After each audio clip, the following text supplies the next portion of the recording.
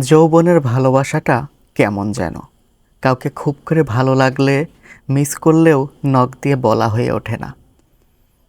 কাউকে নিয়ে ভাবনার গভীরে গেলেও তাকে দেখার আশায় কোথাও দাঁড়িয়ে থাকা চলে না। তাকে না পেলে মরে যাব নামক সিলি বাণীগুলোও আসে না। হাত কাটা বিষ খাওয়ার বদলে সেই হাতে হাতঘড়ি জড়িয়ে নাক মুখে দুটো খেয়ে কর্মক্ষেত্রে ছোটার তাড়া থাকে বেশি।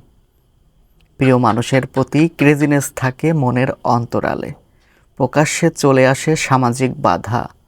মানুষটিকে দেখা বা তার সাথে কথা বলার মোহ কাটিয়ে নির্দ্বিধায় দিন পার করে দেয়া যায়। ভালো লাগার অনুভূতিকে সুনিপুণভাবে লুকিয়ে স্বাভাবিক থাকার দক্ষ অভিনয় করাও শিখে যায় মানুষ। তাকে পাওয়া না পাওয়ার সুখ দুঃখ জীবন চলার গতিতে অধিকতর প্রভাব ফেলতে পারে না।